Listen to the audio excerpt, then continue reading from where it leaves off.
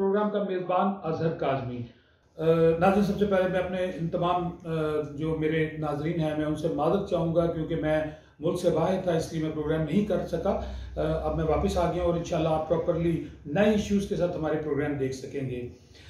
हमारा आज का जो प्रोग्राम है उसके अंदर जो जिन चीज़ों के हवाले से हम बात करेंगे और कुछ हेडलाइन के साथ हम चलेंगे वो मैं आपको बताता चलूँ। सबसे पहले तो मेरा ख्याल है कि हेडलाइन से ले लेते हैं और उसके बाद फिर आगे चलते हैं। इसहाक डार का पेट्रोलियम मसनूआत में कीमतों की कमी का ऐलान। इसहाक डार साहब की आमद हो गई पाकिस्तान के अंदर, पेट्रोलियम की मसनूआत जो है उनको कम कर दिया गया, डॉलर भी नीचे आ गया और मजीद भी वो कहते हैं कि इसको हम नीचे लाएंगे। और दूसरी जानिब जो है वो आपने अभी एक बल्कि खबर भी सुनी होगी कि 30 सऊदी अरब की हुकूमत ने जो है अमेरिका ने जो है वो अपना कर्जा जो है उसको मौखर कर दिया है। एक तो ये बड़ी इंपॉर्टेंट और गुड खबर है। तो उसके बाद दूसरा ये है कि इनके केसेस जो थे वो भी तकरीबन जो है वो माफ़ हो जाएंगे या उनमें, क्योंकि देखें अब इसमें बहुत सारे लोगों के अंदर एक अजीबोगरीब किस्म की राय पाई जा रही है। लोग कहते हैं कि चोरों को जो है वो दोबारा से मुल्क में घुसेड़ लिया गया, लाया गया। कभी पाक फौज पर इल्ज़ाम आ रहा है, कभी अमेरिका पर इल्ज़ाम आ रहा है, कभी दूसरे लोगों पर इल्ज़ाम आ रहा है। तो बात सारी यह है कि हम अगर इसकी नुक्ता निगाह देखें तो पहली तो चीज़ यह है कि इमरान खान साहब की हुकूमत 4 साल रही, उसमें नवाज शरीफ साहब भी गिरफ्तार हुए, दूसरे तमाम लीडर्स को उन्होंने जिस पे उंगली रखी उनको नैब ने गिरफ्तार किया और गिरफ्तार करने के बाद उनका रिमांड भी हुआ। उनके सारा 2-2, 3-3 महीने, 6-6 महीने उनको जेलों में रखा गया, लेकिन बरामदगी कुछ भी नहीं हो सकी, ना ही कोई केस के अंदर से कुछ चीज़ साबित हो सकी। एटलीस्ट जब शहबाज शरीफ साहब की हुकूमत आई तो सबसे पहले जो है वो एक साहब ब्यूरो को ख़त्म किया गया और ख़त्म करने के बाद जो है अब केसेस की तरफ जब कोर्ट्स में उन केसेस को ले जाया गया तो कोर्ट से तो केसेस एविडेंस के ऊपर ही, उसके ऊपर ही किसी को सजा देनी है ना। वहाँ पर ना कोई एविडेंस मौजूद है, ना उस केस के ऊपर कोई सही किस्म की तफ्तीश हुई है। अब वो सही तफ्तीश क्या करते? अब तफ्तीश तो सही यही हो सकती है ना कि आप किसी आम आदमी के ऊपर झूठा इल्ज़ाम लगा के और उसकी तफ्तीश करवा दें और उसको मरवाएं भी, तशद्दुद भी उस पर किया जाए और उसके ऊपर झूठे इल्ज़ाम भी लगा दिए जाए और उसके बाद वो कोर्ट में पेश कर दिया जाए, फिर उसको सज़ा करवा दी जाए। तो बात सारी ये है कि जब ओरिजिनल यानी गवर्नमेंट चेंज होती है तो केस की ओरिजिनलिटी पर देखा जाता है, केस को फोकस किया जाता है मेरिट के ऊपर। तो जब मेरिट के अंदर वहाँ एविडेंस कोई नहीं आती और जब कोई भी चीज़ नज़र नहीं आती तो फिर कोर्ट मजबूरन उसके अंदर जो मुल्ज़िम होता है, जो मुल्ज़िम बनाया गया होता है दूसरी यानी एजेंसीज की तरफ से, हुकूमतों के कहने पर, सियासी लोगों के कहने पर उसको रिलीफ मिल जाता है। तो इसी तरह मरियम नवाज को भी रिलीफ मिला और इनको इसहाक डार साहब को भी रिलीफ मिला। लेकिन इसहाक डार साहब की आमद के बाद आपने देखा कि मैं तो समझता हूँ कि उन्होंने अपनी आमद के बाद लोगों के अंदर एक शीशा दिखाया कि देखिए जी मैं आ गया हूँ, मैं ये कर सकता हूँ, मैं वो कर सकता हूँ। लेकिन बात यह है कि आगे जाके क्या करते हैं। मेरे लिए इस वक्त जो मेन इंपॉर्टेंट चीज़ है, सैलाब के अंदर तबाहकारियों से की तरफ जो लोग चले गए हैं, जितनी अवाम उसके अंदर मरे हैं, जितने लोग, फिर इसके बाद दूसरी बात यह है कि उनकी फलाह बहबूद के लिए कितना काम किया जा रहा है, बाहर से कितनी एड आ रही है। मैं आपको ये भी बताता चलूँ कि माफ़ कीजिएगा बात बड़ी कड़वी सी है कि पाकिस्तान की हमारी जो गवर्नमेंट हुकूमतें रही हैं उनका एतमाद इतना ख़राब हो चुका है कि कोई भी हुकूमत जो है वो आपको कैश देने के लिए तैयार नहीं है। तमाम लोग जो हैं वो जहाज़ के जहाज़ चीज़ों के भेज रहे हैं, अब वो चीज़ें लोगों में तकसीम हो रही हैं या बाहर मार्केटों में सेल हो रही है। मुझे इसका कुछ इल्म नहीं है, ना मैं किसी पर इल्ज़ाम लगा रहा हूँ। लेकिन सवाल यह है कि जो हमने विजिट करके देखा वहाँ पर स्टेट मौजूद नहीं है, बहुत कम, कोई एक आधा जो स्टेट का बंदा मिल गया होगा। तो इस तरह से मतलब जो है अगर तो इसहाक डार साहब या मियाँ शहबाज शरीफ साहब ने तो खैर बहुत कोशिश की है और वो इसी कोशिश में अभी तक लगे हुए हैं। इमरान खान साहब जो है वो भी वाकई बड़ी कोशिश कर रहे हैं कि वो शहर शहर में जाके जलसे कर रहे हैं और अपनी जो है वो सियासी साख को मजीद मजबूत कर रहे हैं। उनका सैलाब की तबाहकारियों या सैलाब में नुकसानात की जानिब कोई तवज्जो नहीं है। तो नाज़रीन, ये जो दूसरी NGOs हैं वो काम कर रही हैं। ख़ास तौर पर अगर मैं हलाल अमर का जिक्र करूँ तो हलाल अमर भी बड़ी एक गवर्नमेंट की तंजीम है और इंटरनेशनल तंजीम है, उनकी बड़ी पार्टिसिपेशन है, वो बड़े अच्छे तरीके के साथ काम कर रही हैं। फिर RTU लीग के हवाले से हमने बात की कि ऑडियो लीक जो है वो कैसे हुई, उसमें कौन से ऐसे मामला जो हैं वो हम उस पर गुफ्तगू करेंगे अपने मेहमानों के साथ। हमारे एक मेहमान है, उनका ताल्लुक जो है सऊदी अरेबिया के साथ है, गो के रहते सऊदी अरेबिया में, लेकिन उनका फोकस जो है वो सियासी मामला की जानिब है। तो उसके बाद अब अगर हम दूसरी बात करें किसी और दूसरी जो हमारी जो चीज़ है वो उसमें ख़ास वो है वो ट्रांसजेंडर का मामला। तो ट्रांसजेंडर के मामले पर भी हम गुफ्तगू करेंगे।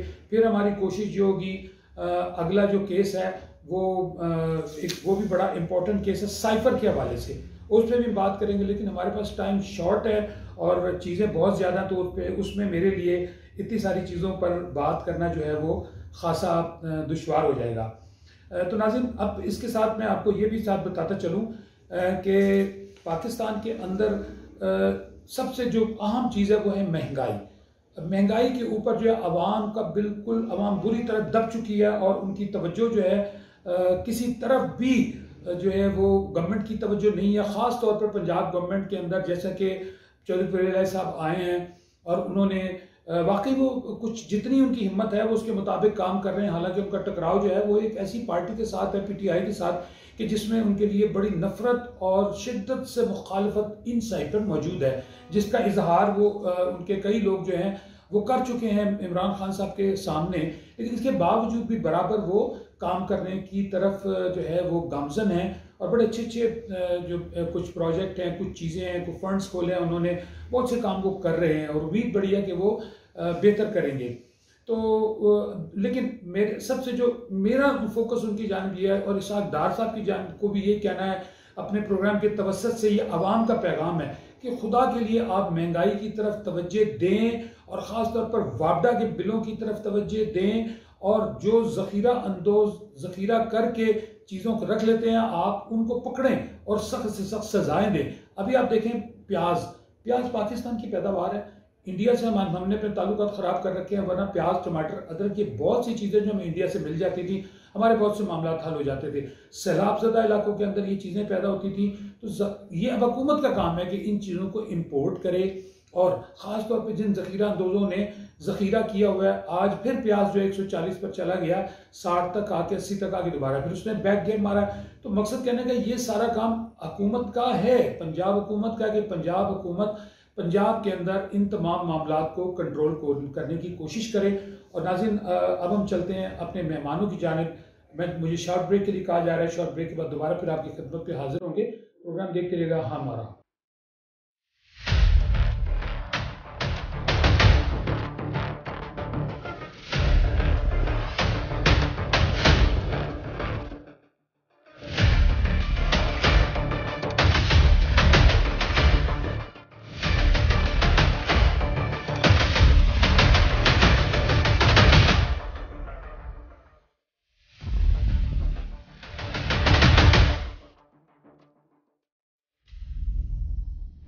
हमारे साथ इस वक्त हमारे मेहमान हैं सऊदी अरेबिया से तसव्वुर चौधरी साहब। तसव्वुर चौधरी साहब खास ही तजर्बा रखते हैं, पाकिस्तान पीपल्स पार्टी से इनका ताल्लुक है और सऊदी अरब के अंदर जो हैं ये अपने बिजनेस के हवाले से वहाँ पर मौजूद हैं।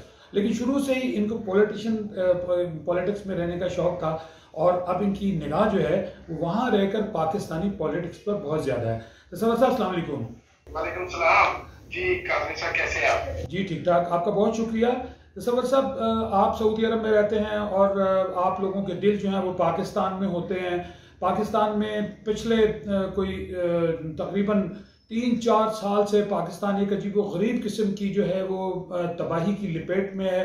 उसमें अगर हम बात करें सियासी मामला, तो सियासी मामला भी उसी का हिस्सा हैं और कुदरती आफात भी उसी का हिस्सा हैं। अभी आपने देखा कि एक बहुत बड़ा सैलाब आया और उससे हज़ारों इंसान जो हैं वो उनके घर उजड़ गए, फसलें उजड़ गई और बहुत ज़्यादा नुकसान का सामना करना पड़ा। दूसरी जानब सियासी जमातों को आप देख रहे हैं कि वो अपनी दुकानदारी जो है वो बराबर चमका रहे हैं।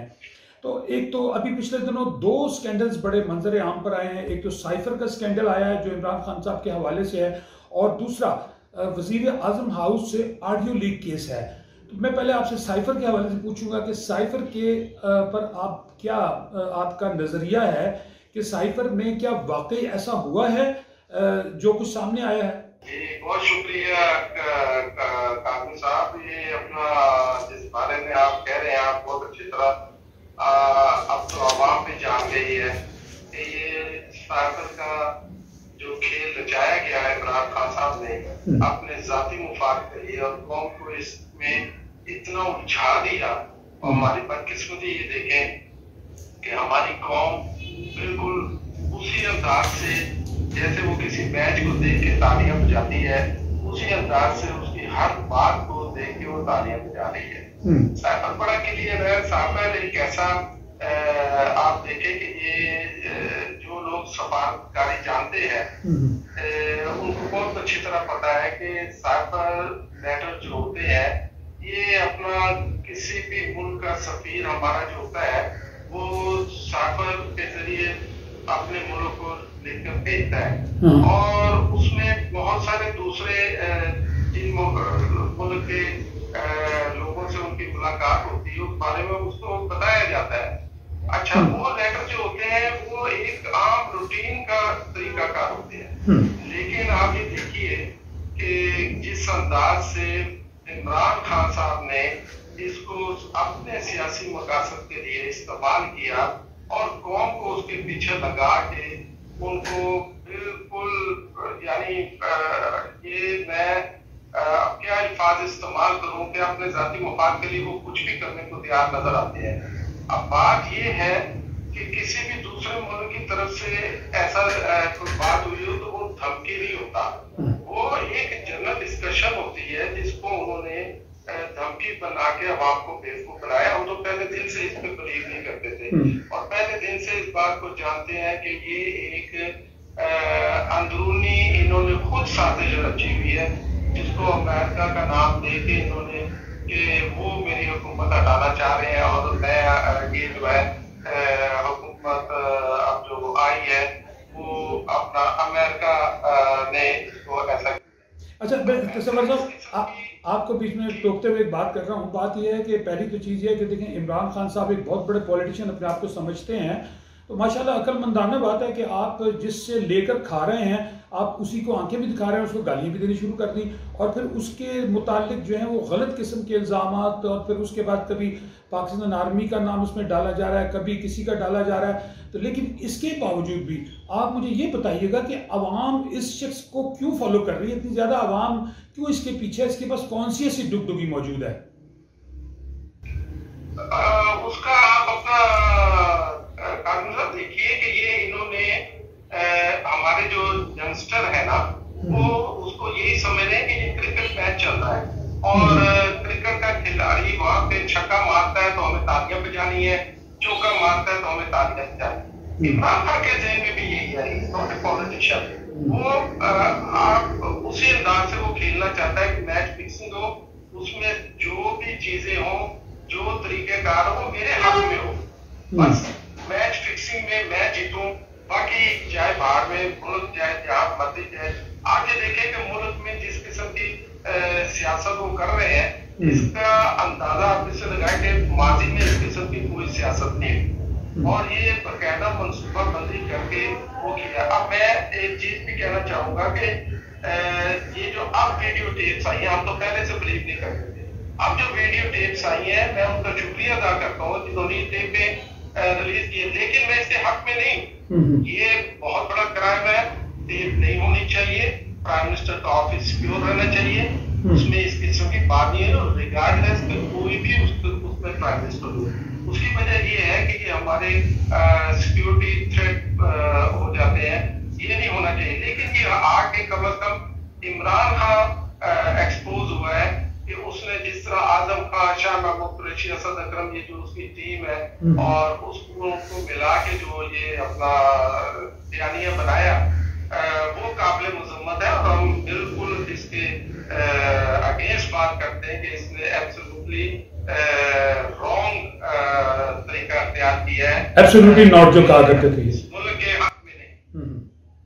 अच्छा, दूसरा बड़ा एक मेरा आम सवाल आपसे यह है कि अभी वजीर आजम की आरटीयू जो है वो लीक का एक नया केस चल निकला है, तो आप क्या समझते हैं इससे मुल्क बड़ा बदनाम हुआ और बहुत ज़्यादा बदनाम की जो है वो हम लोगों के सर आई, तो इतनी सीक्रेट जो है वो बात कैसे, डॉक्यूमेंट का निकल जाना तो एक अलग बात है, लेकिन वॉइस का भी निकलना जो है वो एक नया सिलसिला चल पड़ा है। आप क्या समझते हैं इसके अंदर किसी पार्टी ने भी, मैं तो ये समझता हूँ एक सहाफ़ी की हैसियत से कि किसी भी पार्टी ने, हो सकता है PTI ने, हो सकता है जमात इस्लामी ने, हो सकता है और किसी दूसरी पार्टी ने बाहर हैकर्स को जो हायर करके हैवी पैसे देकर और ये जो है ऑडियो लीक करवाई हो, या फिर जो है ये अंदरूनी तौर पर जो है किसी बंदे ने ये काम किया है। आप क्या समझते हैं, क्या ये अच्छा हुआ या इससे नहीं होना चाहिए था? देखिए सर, मैं पहले कमेंट दे चुका हूँ कि ये हमें कंडेम करना चाहिए इस किस्म की रिकॉर्डिंगों को। ये एक सिलसिला चल चुका है, चाहे वो किसी की तरफ से भी है। मैं इसमें इसके हक में नहीं है। हम लोग पीपल्स पार्टी हमेशा से साफ और शफाफ सियासत करती है, कभी भी उसने इस किस्म की कानूनी हरकतें करने की कोशिश नहीं की और ना वो इसके हक में है। आप ये देखें कि अपना इस किस्म की चीजें करके हमारे मुल्क को कमजोर किया जा रहा है, हमारे मुल्क की बदनामी हो।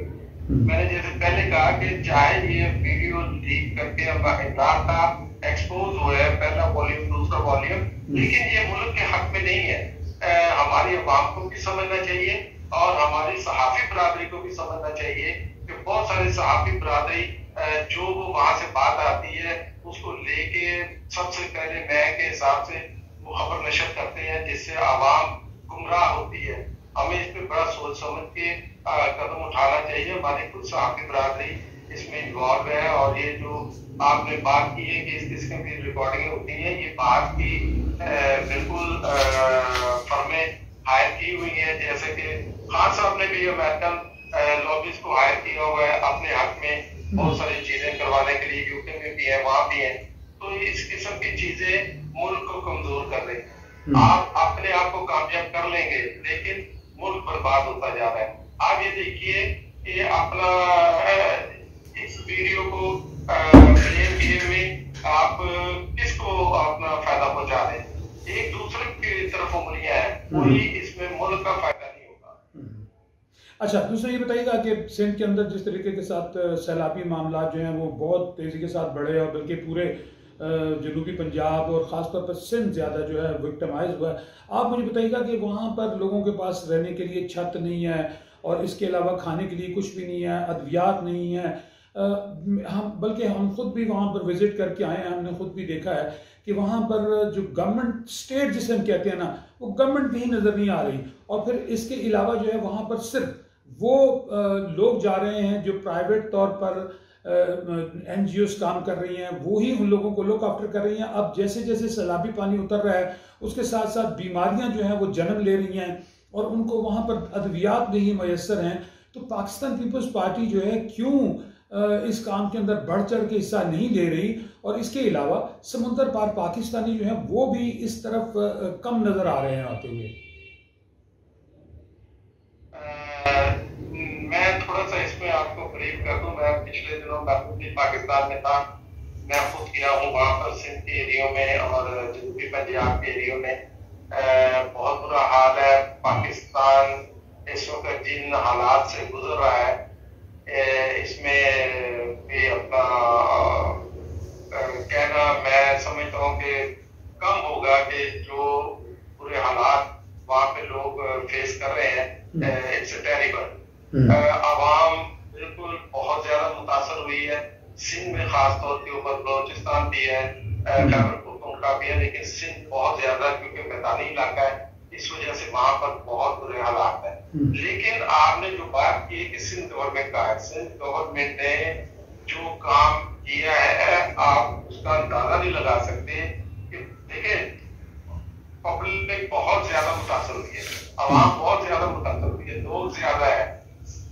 33 मिलियन लोगों का मामला है। आप ये देखिए कि अपना वजीर आला मुराद अली शाह पहले दिन से और बराबर भुट्टो, जबकि उस वक्त आपको पता है कि वो दौरे पे जा रहे थे यूरोपियन यूनियन के मुल्कों के, लेकिन उन्होंने कैंसिल किया और उन्होंने कहा कि ये जो अपना मुतासरीन है मुझे इनके पास पहले जाना है ना कि मैं दौरे करता फिर। उन्होंने तमाम अपनी जो भी सियासी मसरूफियात थी, वजारत की मसरूफियात थी, वो कैंसिल करके वो वहां पहुंचे और लोगों में गए हैं। और सिंध हुकूमत के पास जितने वसाइल हैं उससे ज्यादा वो कर रहे हैं।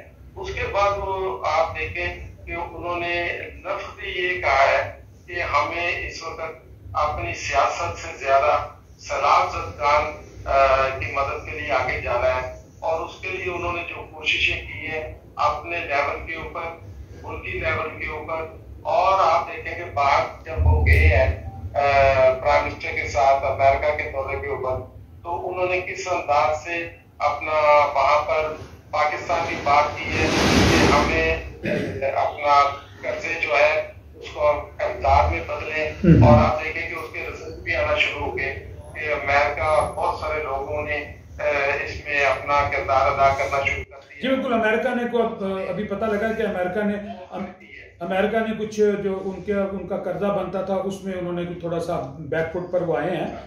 नहीं, सारा का सारा उन्होंने 130 बिलियन डॉलर है वो उसने मौखर किया है। हाँ जी, मौखर कर दिया। इस किस्म के आप देखिए सेक्रेटरी जनरल यूनाइटेड नेशन को बुला के जिस तरह उन्होंने दौरे करवाए हैं वहां पे के अंदर, इस बात पे उन्होंने जिस तरह वर्ल्ड लेवल के ऊपर इसको उजागर किया है, ये कारनामा भी पीपल्स पार्टी का बराबर भुट्टो जरदारी ने जिस अंदाज से ये किरदार अदा किया है, ये काबिल सताइश है। और हमें अपना उस तरफ ही देखना चाहिए, हमें वन साइडेड नहीं कि हाँ हालात बहुत खराब है, पानी उतर रहा है, बीमारियां फैल रही हैं, ये यकीनन होगा क्योंकि ये कुदरती आफात और नेशनल डिजास्टर के बाद ये चीजें होती हैं। अल्लाह ताला इंशाल्लाह अपनी कोशिश जारी है। और जहाँ जब बात की आपने ओवरसीज पाकिस्तानियों की, हम लोग वहां रहते हुए भी कोशिश करते हैं। हाँ, जो वहाँ की लोकल तंजीमें हैं, आई मस्ट अप्रिशिएट सबको, हर एक बढ़ चढ़ के हिस्सा ले रहा है और हर कोई कोशिश कर रहा है। बहुत सारे नाम है जिनको मैंने खुद अपना वहाँ काम करते हुए भी देखा है, और अपना उन्होंने हमने उनको इमदाद भी दी है अपने तौर पे जो भी दे सकते हैं। और यहाँ आने के बाद भी आप देखें कि सऊदी अरेबिया ने खास तौर के ऊपर किंग सलेमान हमारे जो किंग है यहाँ के, उन्होंने एक यहाँ पे अकाउंट बनाया है और उसके अंदर उन्होंने डायरेक्टली इससे पहले हम लोग इंडिविजुअली इकट्ठा करते थे, उन्होंने एक अकाउंट बना के दे दी है सलाह जदगान के लिए, जिसमें अब तक तकरीबन 50 बिलियन रियाल जो है वो इकट्ठे भी हो चुके हुए हैं, और टारगेट जो है वो 300 बिलियन तक का है। तो इंशाल्लाह इसी तरह हम लोग कर रहे हैं, हम यहाँ पाकिस्तानी उसमें कोशिश करके लोगों के लिए कर रहे हैं कि उसमें ज्यादा से ज्यादा पैसे जाए ताकि वो direct under supervision of Saudi Arabia वहां पर लोगों में तमाम तकसीमें। और पीपल्स पार्टी बाकायदा बराबर भुट्टो जरदारी साहब ने ऐलान किया है कि 7,000 जो घर है वो इमीडिएटली वो अपना जैसे पानी ये उतरता है उसकी तामीर शुरू कर देंगे, और बहुत सारे इलाकों में जो ज़रूरी इस्लाहात और चीजें हो सकती हैं ताकि खुश्क होने के बाद जो मामला है वहां पे की जाए। तो पीपल्स पार्टी का बिलीव और यकीन अवाम की खिदमत है, जो पीपल्स पार्टी शुरू से करती आई है, जिसके लिए पीपल्स पार्टी ने बड़ी कुर्बानियां दी है, और अवाम इसको समझती है, और आइंदा भी वो इसी अंदाज से अवाम की खिदमत करते रहेंगे, इससे कभी भी पीछे नहीं। तसव्वुर साहब आपका बहुत शुक्रिया। तसव्वुर साहब आपका बहुत शुक्रिया। नाज़रीन, आपने अभी देखा कि तसव्वुर चौधरी साहब का ताल्लुक सऊदी अरेबिया से था, और वो जिस तरीके के साथ पाकिस्तान पीपल्स पार्टी की जितनी काविशें हैं उसके हवाले से वो कह रहे थे। अब खुदा करे कि पाकिस्तान पीपल्स पार्टी जो है वो गरीब गुरबा के लिए 7,000 अगर घर बना कर दे देती है और उसके साथ ज़रूरी इस्लाहात भी कर देती है, तो फिर मेरा ख्याल है कि I think it should be much better. लेकिन पाकिस्तान जो है तहरीक इंसाफ क्या कर रही है, इसके हवाले से हम आगे चल के बात करते हैं। चलते हैं शॉर्ट ब्रेक की जानिब।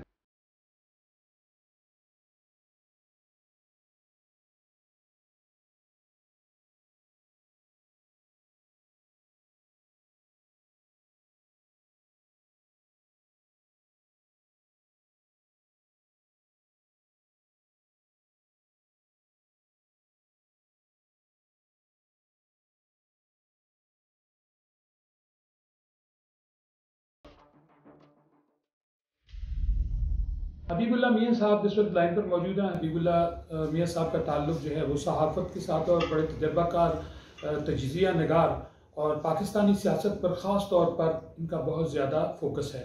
जी मियां साहब, ये बताइएगा, इस वक्त पाकिस्तान के अंदर जो है मुख्तलिफ किस्म की खबरें जो हैं वो बहुत ज़्यादा गर्म हैं, जैसे कि वज़ीर आज़म हाउस से RDU का लीक होना, और उसके बाद साइफर जो है वो भी एक बहुत बड़ा केस बन गया, फिर ट्रांसजेंडर एक केस बहुत बड़ा जिसको पास कर दिया गया है। तो सबसे पहले हम बात करेंगे आपसे, ये जो RDU लीक है वज़ीर आज़म साहब की, ये कैसे लीक हुई और आप क्या इसको समझते हैं, इसमें किसकी ये नालायकी है, इससे बहुत ज़्यादा बदनामी जो है वो हमारे गले पड़ी है? सर, ये बहुत बड़ा एक स्कैम है। मैं समझता हूँ कि वज़ीर आज़म और उसकी RDU रहना, और फिर अगर इसका छोटा सा क्लिप तो चले समझ में आती है बात, ऐसे जैसे कोई बहुत बड़े प्लान के साथ जो है वो ये सारा कुछ रिकॉर्ड की है 140 घंटे मुझे कहना है। इसका मतलब है कि वो खबर तक नहीं हुई कि ये कब कोई लगा हुआ था इनके पीछे, और वो कितनी देर रिकॉर्डिंग करता रहा है। ये रिकॉर्डिंग होनी, ये कोई एक दिन की रिकॉर्डिंग नहीं, ये लगातार जो है वो 140 घंटे रिकॉर्डिंग की। इसका मतलब ये है कि ये मुतैदा तौर पर कई हफ्ते या कई दिन में कई पेज में रिकॉर्ड हुई थी। ये सिक्योरिटी लैब्स है, ये एक किस्म का जो है वो पाकिस्तान को नंगा करने वाली बात है। ये देख लें कि पाकिस्तान जो कि एक ऐसी मुल्क है और जो अपने आप को जो है वो बहुत जिसकी इंटेलिजेंस जो है वो बहुत जबरदस्त है, अपने आप को दुनिया के चंद एक ममालिक में तस्वर करता है। ये उसकी सिक्योरिटी का मामला है, और साइबर सिक्योरिटी जो है वो आजकल देखते हैं दुनिया के मामला तब्दील हो चुके हैं। ये टेक्नोलॉजी की बात है, और आप टेक्नोलॉजी में बहुत पीछे रह जाते हैं, तो ये चीजें जो है ये बेहताब करने वाली बातें होती हैं। फिर आप नहीं जा सकता है, क्या कहा जा सकता है, और इसमें हम सब के लिए चौंका देने वाली बातें हैं। या इसके कई एस्पेक्ट्स हैं, इसके पॉलिटिकल भी हैं, इसके सिक्योरिटी वाइज भी हैं, डिफेंस के हवाले से भी हैं, और भी कई किस्म। मियां साहब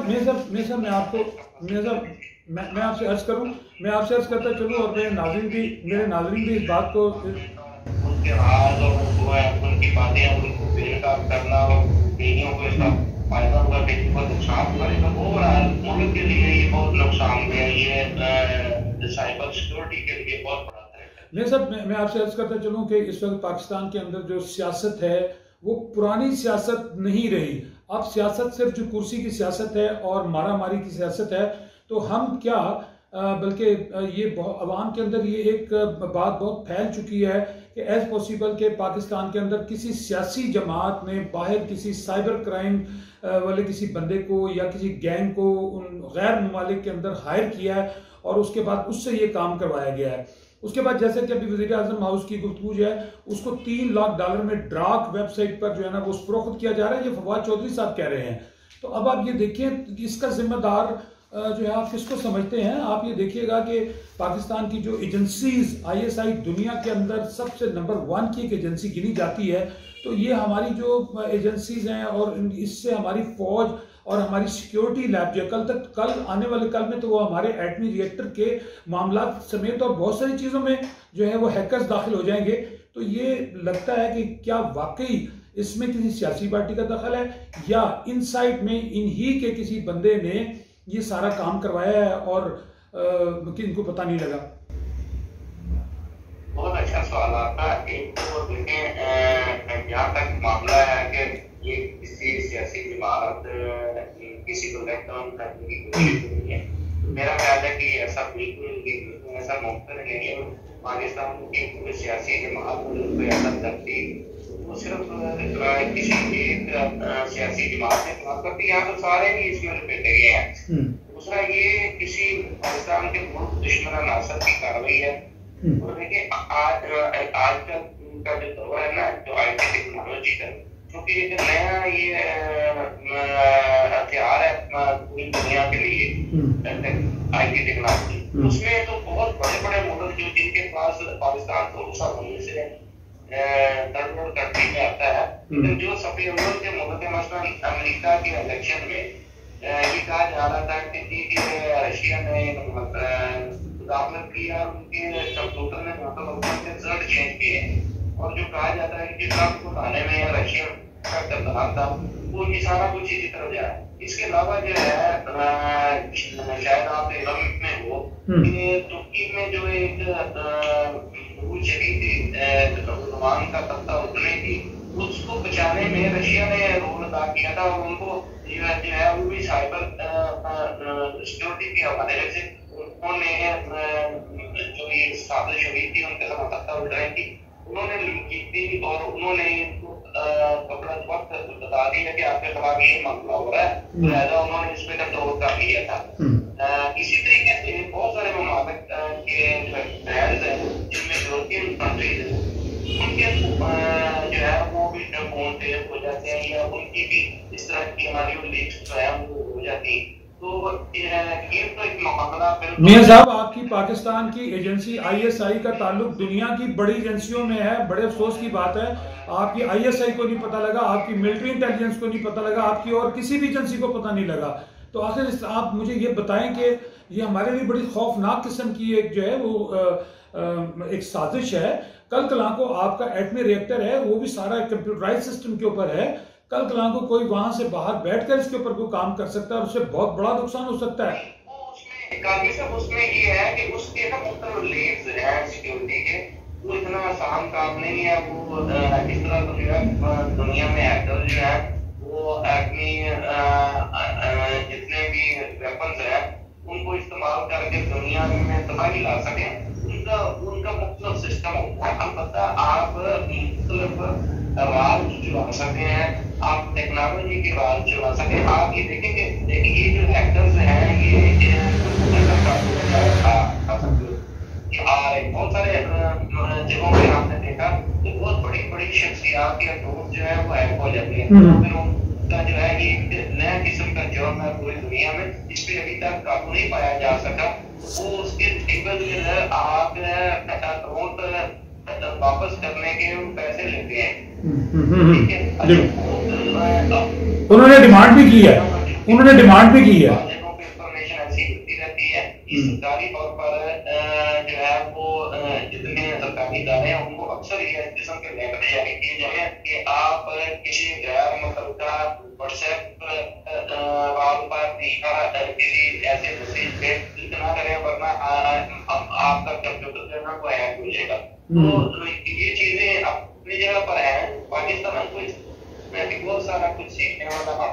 अच्छा मियां साहब ये बताइएगा, मियां साहब मैं आपसे दूसरा सवाल अब करने लगा हूं, ये बताइएगा ट्रांसजेंडर का जो कानून पास किया गया है वो रिहानी और फहाशी का रास्ता खोलने की बहुत बड़ी साजिश है, ये फरमा रहे हैं सिराजुल हक साहब। सिराजुल हक साहब जिनके पास एक बहुत बड़ी पार्टी मौजूद है, महंगाई के लिए वो कभी बाहर नहीं आए, दूसरे मामलात के लिए कभी बाहर नहीं आते। लगता है कि जमात इस्लामी जो है वो हर पार्टी के साथ जो है वो ले दे करके बैठ जाती है।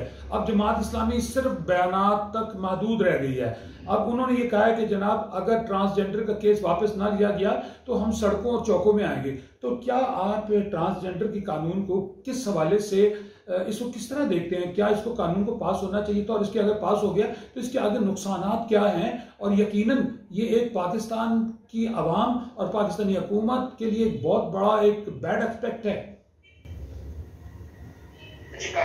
बात यह है कि पाकिस्तान ने अपने कई दफा मुंह दिखाई है इन मामला के बाद कि आप ये तरफा कानून साजी कर लेते हैं, वो जब अब आवाम में जाती है और आवाम में फिर वो चीज जब जाती है तो मुखालफिन जो है वो या मतलब सियासी ग्रोह जो है वो उसकी अपनी इंटरप्रिटेशन करते हैं और फिर उससे अपने मकसद हासिल करते हैं, और फिर वो जो है जब हुकूमत पर दबाव आता है फिर उनको हो जाती है तो वो कहते हैं अच्छा ये ऐसे नहीं, उसकी वजाहतें की जाती हैं।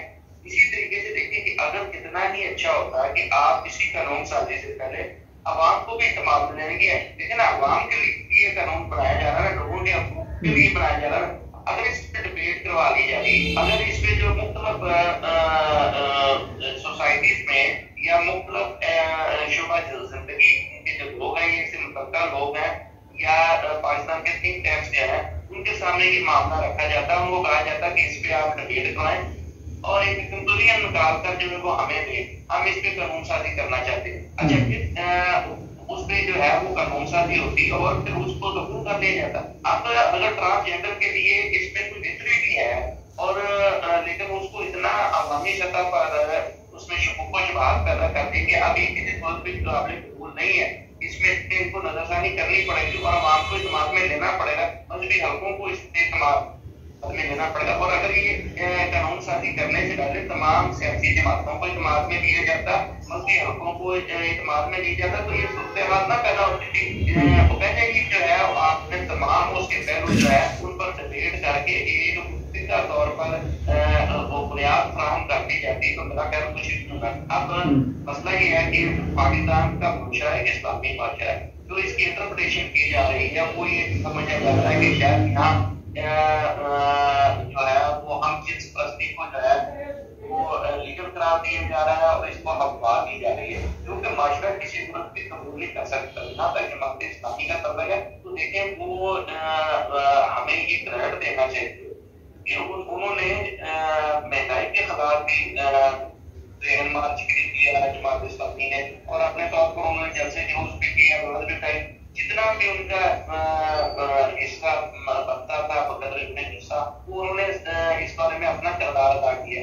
अब सिर्फ ये एक जमात इस्लामी का ही मसला नहीं है, पाकिस्तान के अवाम का मसला है। पाकिस्तान में बसने वाले चूंकि ज्यादा तादाद मुसलमानों की है, उन सब के जो है वो उनमें ये बात रखनी चाहिए और फिर इसमें कोई आपके कानून साजी के लिए करना। ठीक, मियां साहब आखिरी सवाल, चौधरी परवेज इलाही साहब पंजाब के वजीर आला, चौधरी परवेज साहब ने पंजाब के वजीर आला बनने के बाद अखाड़ बिछाड़ पुलिस समेत तमाम डिपार्टमेंट में कर दी, और इसके अलावा चौधरी परवेज साहब एक अच्छे आई थिंक एक डेवलपर पर्सनैलिटी के मालिक हैं और उन्होंने हमेशा अच्छे काम किए हैं।